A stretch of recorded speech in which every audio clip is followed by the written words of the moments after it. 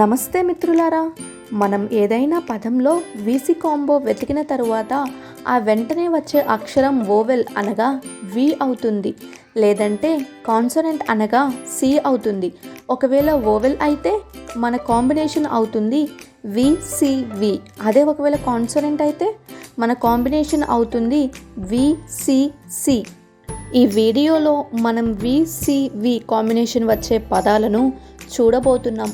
మన మొదటి పదం PLANET స్టెప్ 1. ఈ పదంలో వీసీ కాంబో వెతకండి.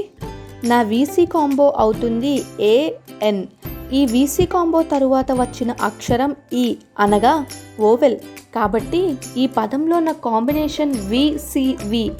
ఈ 6 అక్షరాల పదంలోని ఈ VCV కాంబినేషన్ అండర్లైన్ చేయండి, అనగా ANE అండర్లైన్ చేయండి.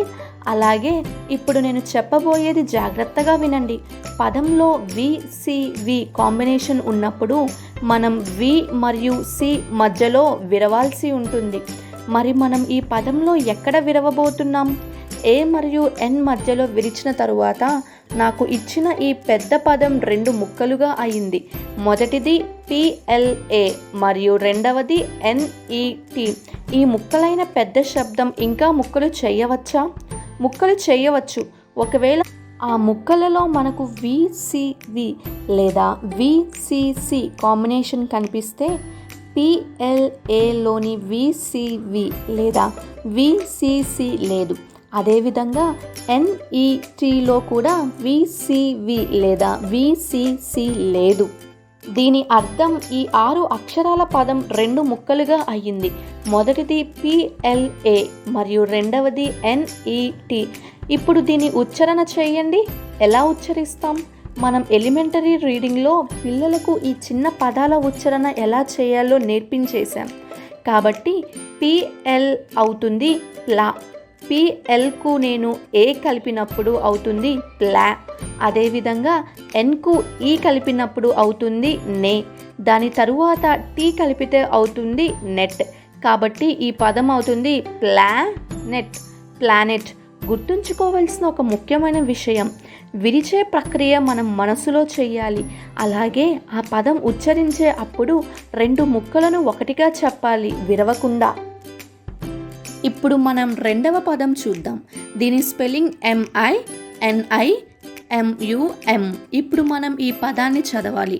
అన్నిటికంటే ముందుగా ఈ పదంలో మొత్తం ఎన్ని VC కాంబోలు వచ్చాయో మనం అది చూడాలి. ఈ పదంలో మొదటి VC కాంబో IN, రెండవ VC కాంబో IM మరియు మూడవ VC కాంబో UM. కాబట్టి ఈ పదంలో మొత్తం 3 VC కాంబోలు ఉన్నాయి. ఇప్పుడు మనం ప్రతి VC కాంబో తరువాత ఏం వచ్చిందో చూడాలి. ఒకవేళ వోవెల్ వస్తే అది VCV అవుతుంది. అదే కాన్సనెంట్ వస్తే అది VCC అవుతుంది.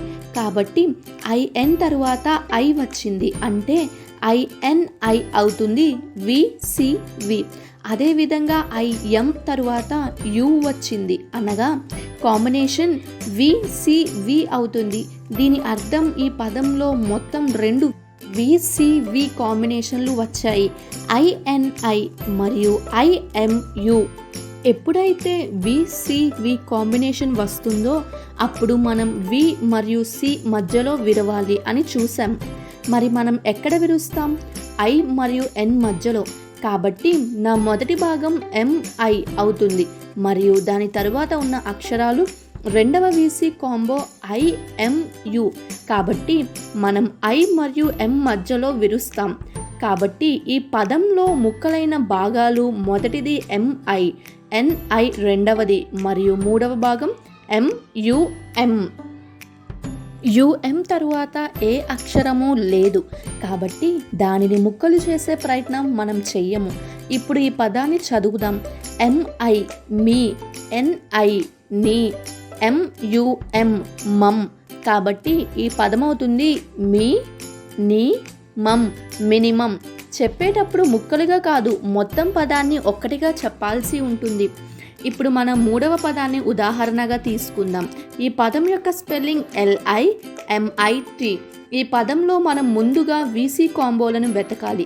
మొదటి వీసీ కాంబో IM మరియు రెండవ వీసీ కాంబో IT. ప్రతి వీసీ కాంబోలో దాని తరువాత వచ్చే అక్షరం V ఉందా లేక C ఉందా అని చూడాలి.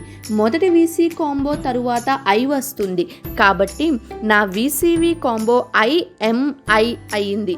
అయితే రెండవ వీసీ కాంబో తరువాత ఎలాంటి అక్షరం లేదు, కాబట్టి మనం దానిని వదిలేద్దాం.